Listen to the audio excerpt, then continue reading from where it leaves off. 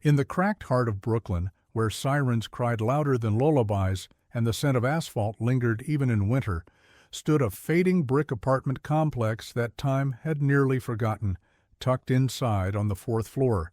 In a one-bedroom unit with walls thin enough to hear your neighbor's regrets, lived a girl named Leila Rose and her mother, Teresa.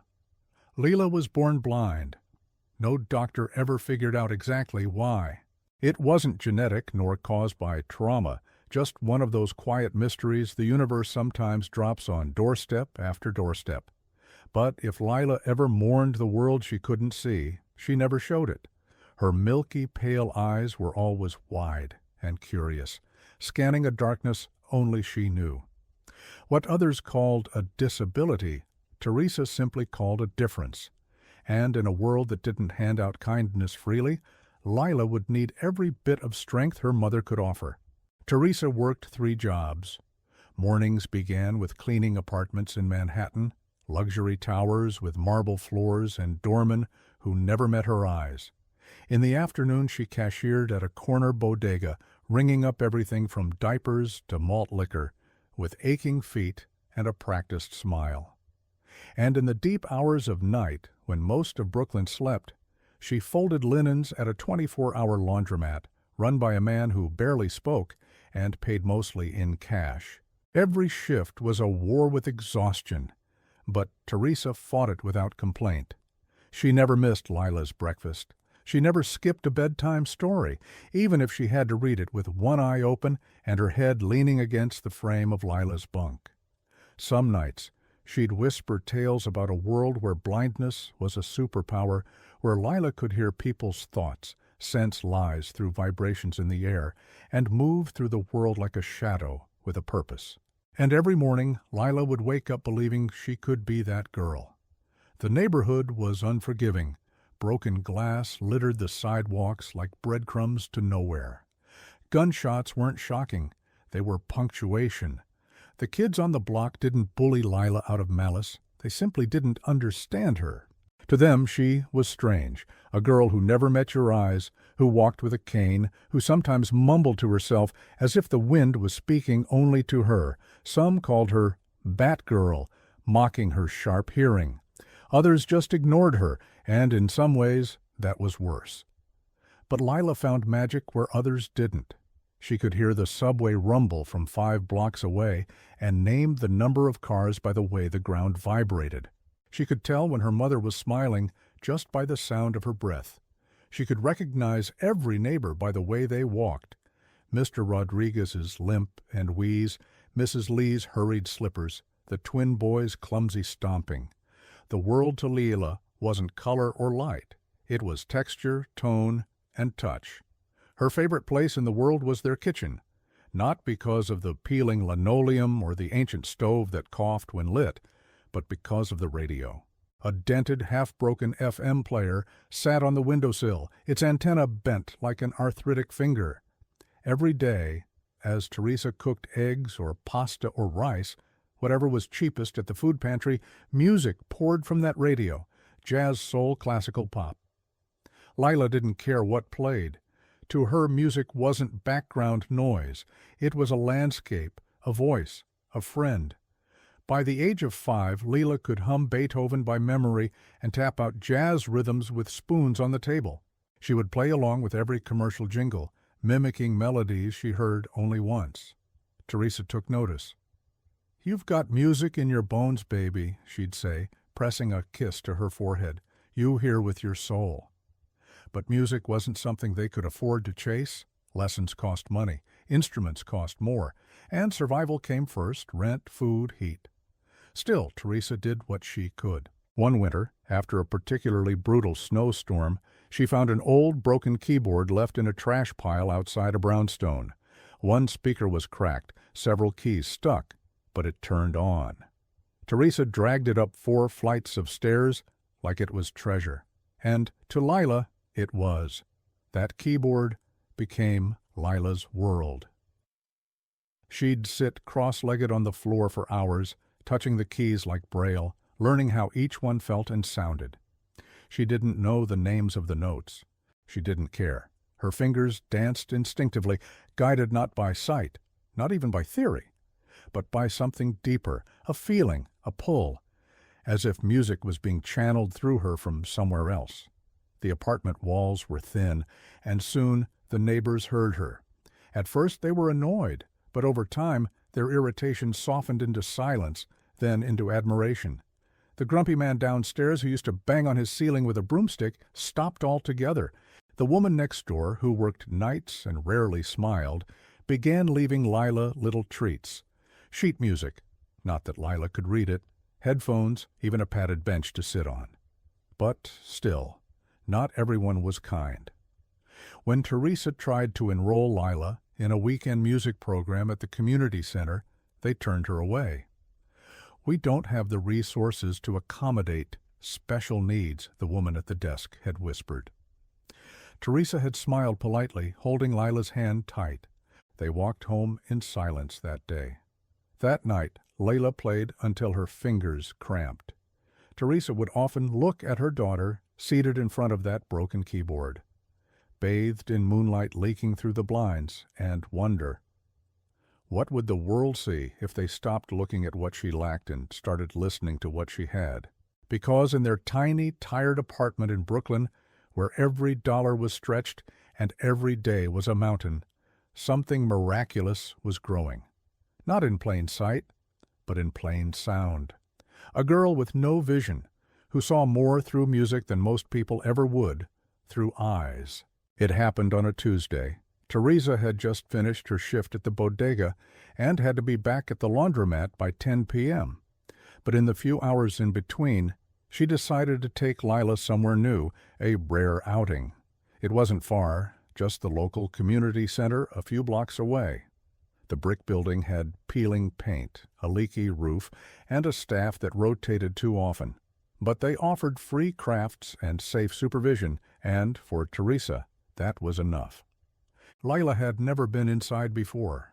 She clung to her mother's hand tightly at first, her cane tapping the uneven tiles of the entrance.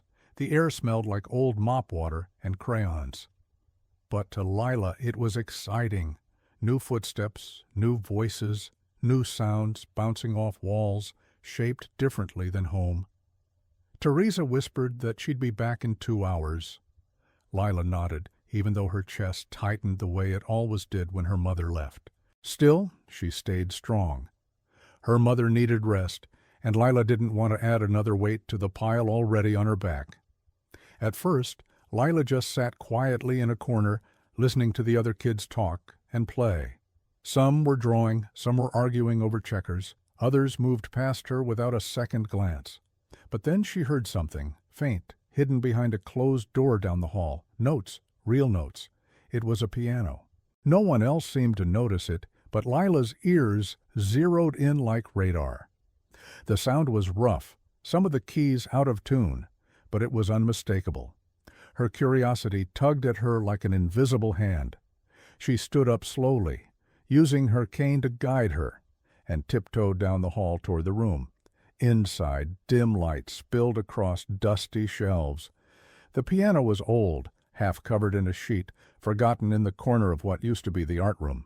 Its surface was scratched, and one of the legs was propped up by a stack of textbooks. But to Lila, it might as well have been a spaceship. She walked up to it like it was sacred, fingers outstretched, hesitant. She touched the keys. The sensation was immediate, smooth, cold, and worn down by decades of music now buried in silence. She pressed one softly, then another, then a third. Each key sang its own note, like a greeting. She smiled, not with her lips, but with her whole body.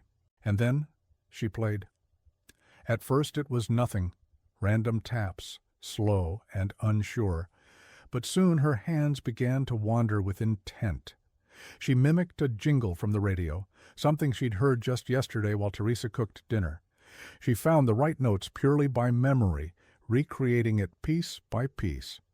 Her fingers stumbled, then caught rhythm. The melody came to life, shaky but recognizable. A volunteer passing by the door froze. He peered in, stunned. No one had played that piano in years. No one could. And yet here was a little blind girl, eyes closed, swaying slightly, as if she could see the music in front of her. Lila didn't know it yet, but something had just clicked inside her, a connection that didn't need sight, just sound. Her world had always been about interpreting the invisible. This was no different. Every note was a shape, every chord a color. The piano wasn't just an instrument. It was a map she was born to read. Over the next few weeks, Lila returned to the community center every chance she got. Sometimes a volunteer would unlock the door for her. Other times, she'd wait patiently in the hallway until someone noticed. The other kids stayed away. They didn't understand what she was doing or how she was doing it. But Lila didn't care. The piano spoke to her in a way people rarely did, and she had waited her whole life to be heard back. She began composing little pieces, not knowing what a composition even was. She played by feeling, her tiny hands stretched farther than they should have, dancing across octaves like they had muscle memory from a past life. Staff members started to linger outside the door. One of them cried one afternoon and couldn't explain why. Back at home, Teresa couldn't believe what she was hearing. When Lila sat at the broken keyboard in their apartment and began playing full melodies, complex melodies, her mother thought someone must have taught her in secret. But Lila just shrugged. "It's in my head," she said. "I just find it." Teresa knew then this wasn't just a hobby. This was something deeper, a rare gift, something pure and untouched by the noise of the world. But what could she do with that knowledge? She had no money for real lessons, no contacts, no time to chase dreams when rent was still due. And yet, deep down, something in her shifted too. For the first time in years, Teresa felt hope, sharp and fragile, like glass in her hands. Maybe, just maybe, her daughter wouldn't live her whole life in the margins. Maybe the world would finally hear what she had heard in Lila all along. Talent, no matter how bright, doesn't pay the bills. After the first few weeks of Lila's musical awakening at the community center, things seemed full of promise. Word had spread quietly through the neighborhood. The blind girl could play. Some staff at the center started staying late to let her in. Volunteers recorded her on their phones, whispering that she was special. For a time, Lila felt like maybe this was the beginning of something. She felt seen, ironically, without ever opening her eyes. But life doesn't slow down for dreams. One cold afternoon, Lila arrived at the center and reached for the piano, only to find silence. A sharp note clanged when she pressed a key. Then another didn't respond at all. She tilted her head, confused. The piano wasn't just out of tune, it was broken. A staff member confirmed it. The last person who played it leaned too hard, cracking the soundboard, and the center didn't have funds to repair it. Just like that, the door that had opened for Lila slammed shut. When Teresa found out, her heart sank. She knew her daughter's connection to that piano ran deeper than play. It was Lila's escape, her therapy, her joy.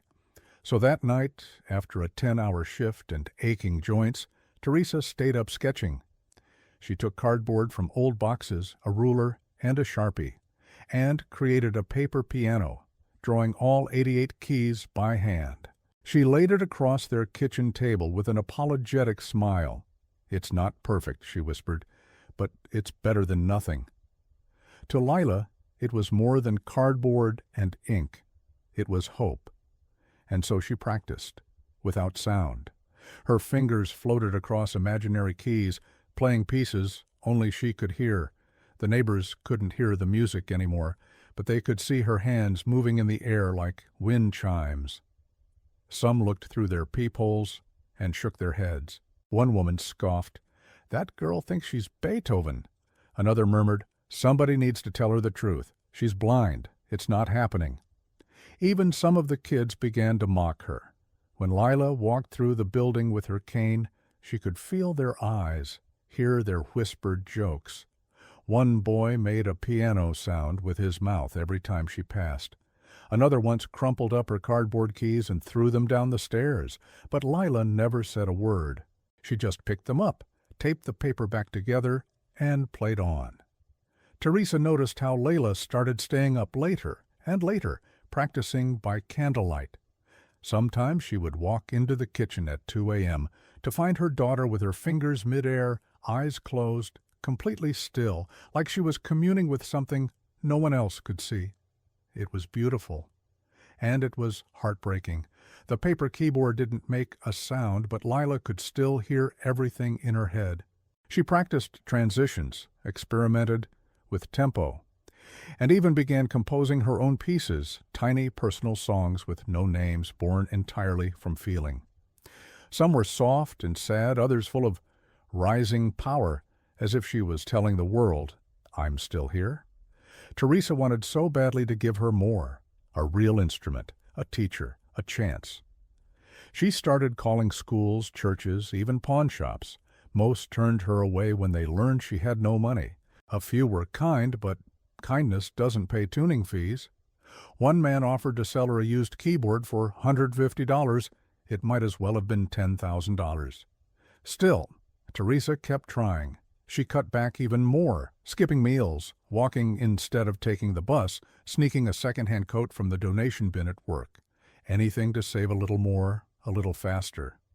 Meanwhile, Leela kept practicing, in silence, in faith, in defiance of everything that told her to stop.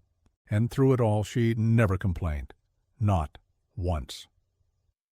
One evening, after a long day of work, Teresa came home to find Lila sitting silently at the kitchen table. Her paper keyboard lay flat in front of her, but she wasn't moving. Her fingers were still. Her head hung low. For the first time in months, the music had stopped. Teresa sat beside her. "What's wrong, baby?" Lila's voice was barely a whisper. "What if I'm just pretending?" The words broke her mother's heart. She wrapped her arms around her and held her close. "Pretending?" she said. "Sweetheart, people pretend all the time, but not like you. What you have, that's real, that's yours, and it's not going away." Lila didn't respond, but the next morning she was back at the table, fingers gliding across paper again. She was determined, because the silence wasn't an absence, it was a challenge, and she would answer it no matter what. By the time Lila turned 16, her name had started to make quiet ripples in the local community. She had performed at church basements, charity events, and even a local fundraiser for the blind. But every stage was borrowed, every performance stitched together by people who saw her worth and wanted to help. She still practiced on second-hand keyboards, still composed in silence sometimes, but her music had grown. It was deeper now, full of shadows and light. The kind of music that left you still long after it ended. That's what caught the attention of a small charity in Manhattan that ran a school for blind students. They had heard of the blind girl pianist from Brooklyn and invited her to visit their campus in Albany to perform for their students. It wasn't paid, but it came with something else, a plane ticket. It would be Lila's first time flying. Teresa was nervous. She clutched Lila's hand the whole ride to JFK Airport, her mind racing with everything that could go wrong. But Lila seemed calm, focused. She wore her usual dark sunglasses, her hair in a neat braid, and held her white cane with gentle confidence. In her backpack, she carried a tiny notebook where she wrote musical ideas in braille dots she'd taught herself to press. And in her chest, she carried a melody that had been growing for years. They arrived 3 hours early. Teresa figured they'd need the extra time to get through security and find the gate without stress. But after checking in and passing through the TSA checkpoint, they found themselves with nearly 2 hours to spare. That's when Lila heard it. Near gate 21B, tucked between a coffee shop and a Hudson News, stood a weathered upright piano, part of the airport's Play Me campaign, open to any traveler brave enough to sit and play. Most days, it was ignored. Sometimes a child banged on it, sometimes a bored traveler tapped out chopsticks or Let It Be. But today, it sat alone. Lila stopped walking. "What is it?" Teresa asked. "I hear a piano," Lila whispered. Teresa looked over. "It's old. Out of tune, probably. You want to go to it?" Lila nodded. They approached. Teresa guided her to the bench, then stepped back. People bustled around them, dragging suitcases, sipping coffee, arguing over delays. No one paid them any mind. Lila reached out, fingers brushing the worn wood. Then she sat down. She paused. Her hands hovered over the keys, feeling the ghosts of 100 songs played before. She could sense the fingerprints of strangers in the oil and dust. She pressed a single note, dull, slightly flat, but playable. Teresa held her breath. Then Lila began to play. It started soft, a minor chord progression that echoed like a memory half remembered. Her fingers danced slowly at first, then picked up pace, weaving through a haunting original piece she had composed silently over the past few months. It didn't have a name, only a feeling, longing, resilience, a kind of quiet triumph born from surviving shadows. At first, no one noticed, but then the terminal began to shift. One traveler, a woman scrolling her phone, stopped and looked up. Another, an older man walking by with a neck pillow, slowed his steps. Conversation softened. Footsteps quieted. Within moments, the air around Gate 21B changed completely. A crowd formed, not out of chaos, but reverence. Phones came out. Travelers began recording, drawn to something raw and unexpected, a blind teenage girl playing like the music was pouring straight from her soul into their bones. Some people cried and didn't know why.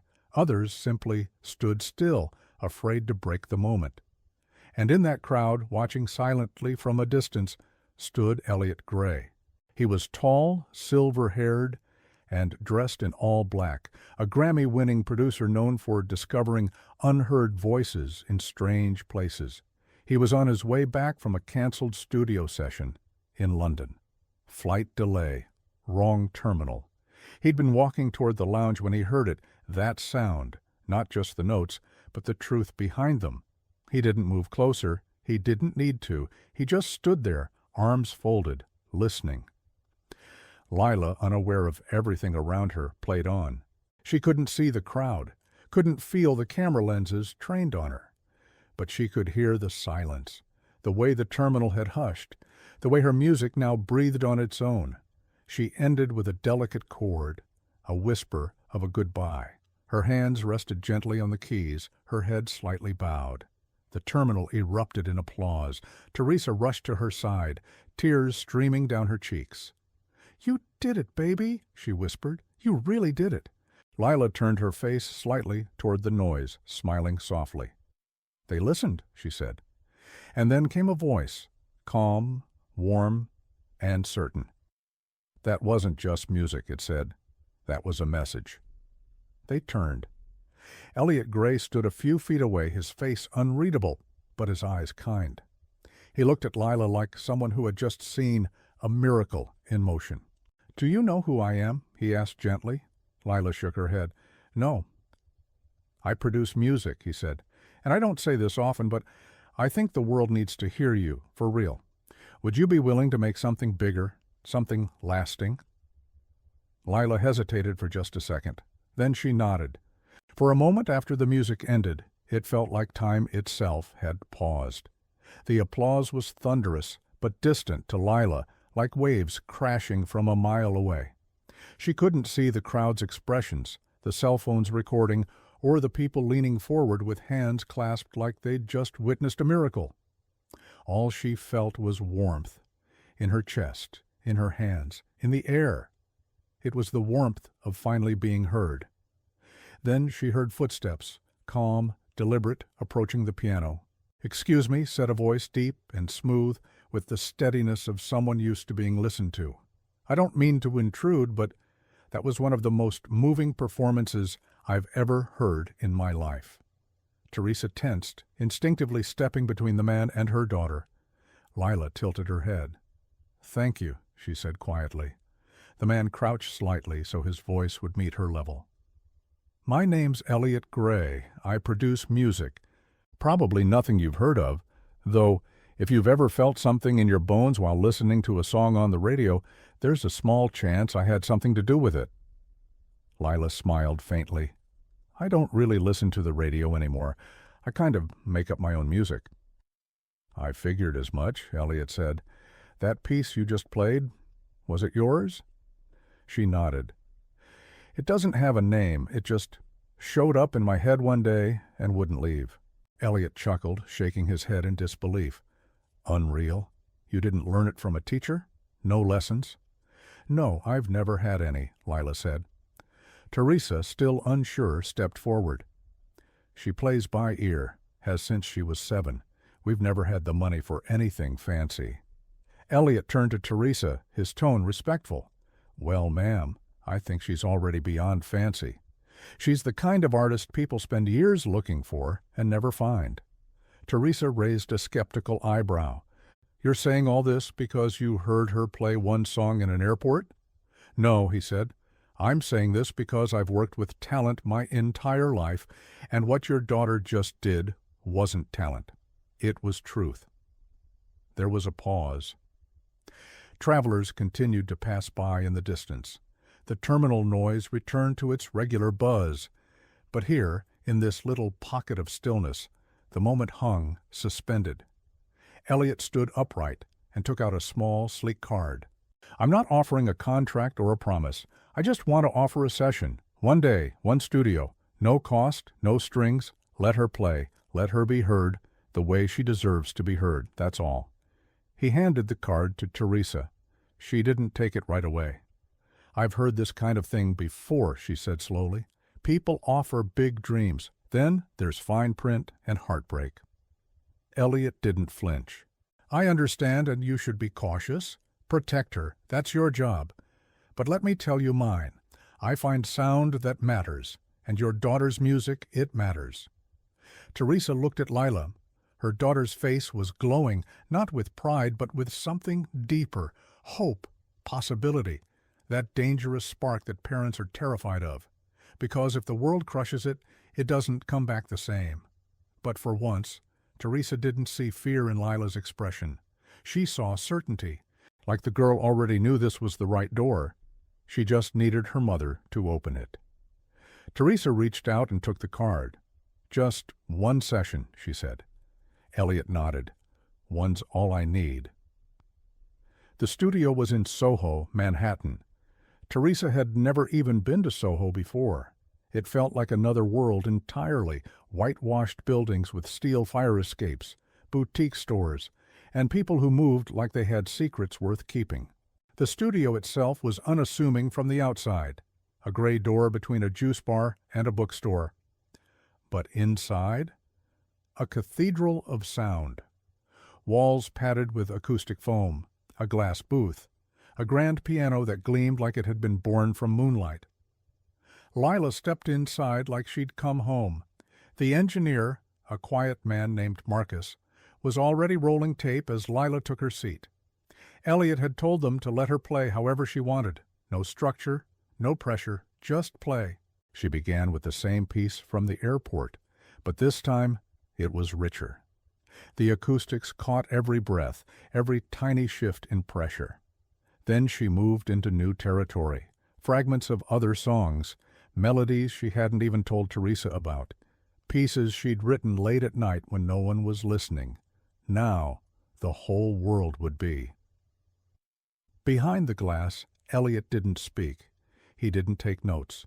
He just watched, jaw clenched, eyes wide, like he was witnessing something sacred. When she finished, there was no applause, just silence. Thick, awestruck silence. And then Marcus leaned into his mic and said, I don't know what you're planning to do with this, Elliot, but if you don't get this girl signed, someone else will. Teresa watched from the corner of the room, her arms folded tightly over her chest. She didn't understand all the technical talk. She didn't care about the mixing boards or microphones. All she saw was her daughter glowing from the inside out, not because someone gave her a chance, but because she took one.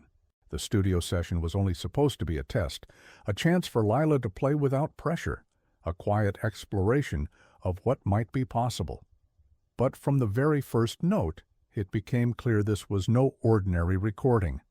Lila didn't just play the piano, she became it. Her fingers moved with a certainty that seemed to defy the limits of human memory. She didn't need sheet music or direction. Every chord, every melody, every shift in tempo came straight from her mind's eye, an invisible orchestra playing alongside her, filling the room with sound no one else could hear but her. Elliot and the studio team watched in stunned silence. The way she layered complex arrangements in her head and then performed them flawlessly was nothing short of miraculous. "You're not just playing music," Elliot whispered to Teresa later. "You're telling stories, stories that don't need words." Teresa nodded, tears in her eyes, barely able to believe that this was her daughter, her little girl from Brooklyn, now on the brink of something extraordinary. Within days of the recording, a volunteer who had been at JFK uploaded the video of Lila playing on the airport piano. The clip was simple. No fancy cameras, no staged lighting, just raw, honest music pouring from her soul. It spread like wildfire. Millions watched. Comments flooded in, many from strangers moved beyond words. "How is this possible?" "I felt every note." She plays with the light she can't see. The world was waking up to Lila's music. Suddenly, Lila was no longer the quiet girl in Brooklyn. She was a sensation, a beacon for anyone who had ever felt overlooked, underestimated, or dismissed. Television producers called, talk shows begged for interviews, award ceremonies sent invitations. The shy girl who once played on a cardboard keyboard was now performing on grand stages. Bathed in light she could not see, but could feel through the roar of applause. Everywhere she went, audiences were captivated. She didn't just play notes. She communicated emotion with every touch, every pause, every breath. Critics raved. Fans cried. Music lovers rediscovered what it meant to truly listen. Her first headline tour was a triumph. Cities filled theaters to hear the blind girl from Brooklyn who transformed silence into song. Backstage, Lila often whispered to Teresa, "It feels like the music is alive." And in those moments, her mother knew that every sacrifice, every struggle had been worth it. The world couldn't believe how someone who had never seen light could bring so much of it through music. And through it all, Lila remained the same girl, the one who had once played quietly in a broken apartment, who had learned to feel the world with her hands and heart. Because her music wasn't just about notes. It was about hope, resilience, and the power to rise. Fame had changed Lila's life in ways she never imagined. The bright lights, the roaring crowds, the cameras flashing like stars. It was all surreal, a whirlwind that swept her from the worn streets of Brooklyn to the grandest stages across the country. But through every applause and standing ovation, one thing remained clear in her heart. Home was where her story truly began. One crisp autumn evening, months after her first national tour, Lila stood backstage in a packed concert hall far from Brooklyn. She was surrounded by friends, producers, and fans, but her thoughts were miles away, wrapped around an old brick building she hadn't visited in years, the community center where she first touched the piano that changed her life. She turned to Teresa, her mother, who had traveled with her through every step of this journey. "I want to do something," Lila said softly, her voice steady but filled with emotion.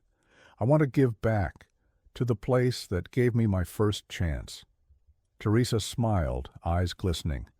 "You've already given so much, but I think that's a beautiful idea." The plan came together quickly but carefully. Lila decided to host a surprise concert at the very community center where she first discovered her gift.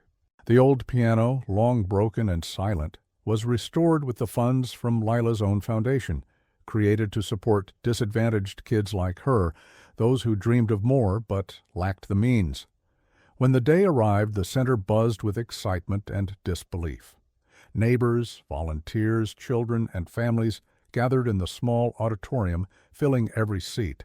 The walls echoed with memories, hope, and the faint scent of old wood and dust, a stark contrast to the polished concert halls Lila had grown used to. As she stepped onto the modest stage, a hush fell over the crowd. Lila's fingers hovered over the keys of the rebuilt piano, smooth and shining under the soft light. She closed her eyes and breathed deeply, feeling the weight of every moment that led her here. Then, with a touch, the first notes floated into the room, a melody full of longing, joy, and resilience. It was the same music that once filled the lonely corners of her childhood apartment, now alive and vibrant, echoing through the walls that had witnessed her dreams grow. Halfway through her performance, Lila paused and looked out at the audience. "This piano," she said, her voice steady but tender, "was once broken, just like so many of us. But with care, love, and belief, it was given a new life, just like I was." She then invited Teresa to join her on stage. The two embraced, the crowd rising to their feet in thunderous applause. For a moment, mother and daughter stood together, symbols of strength, sacrifice, and the unbreakable bond that had carried them through hardship. Tears streamed down faces in the audience, some from joy, some from memories of their own struggles, and some simply from the power of witnessing a dream fulfilled. That night, as the applause faded and the lights dimmed, Lila knew that no matter where her music took her, Brooklyn would always be her anchor, the place where her journey began, and where it would always come home. The story of Lila Rose was no longer just a tale told in Brooklyn's streets or whispered among friends. It had become a beacon, a symbol of hope for millions around the world. She was the girl who couldn't see the light, yet somehow brought more of it into the world than anyone could have imagined. Her journey, from a small, worn-down apartment in a forgotten corner of Brooklyn to the brightest stages across the globe, showed that limits exist only where we place them. Lila's music wasn't just notes played on a piano. It was a language spoken directly to the soul, bypassing sight, words, and doubt. She traveled far and wide, performing not just for crowds, but for causes that mattered deeply to her. She advocated for education and resources for children with disabilities, funding schools, scholarships, and programs through her foundation. Every dollar, every note she played was a testament to resilience. And yet, despite the grandeur and the accolades, Lila remained grounded. The blind girl who once learned to see the world through sound and touch never forgot the lessons of her past, the struggles, the silent nights practicing on cardboard keys, the whispered doubts of a neighborhood that didn't always believe in her. In interviews, she spoke candidly about the power of music to transform lives, not just for the listener, but for the one who plays. "Music gave me my voice when I had none," she said. "It showed me how to listen, not just to sound, but to life itself." Her story inspired documentaries, books, and thousands of young musicians who saw themselves reflected in her courage. Teachers used her journey as a lesson in perseverance. Parents held her up as proof that love and support can move mountains.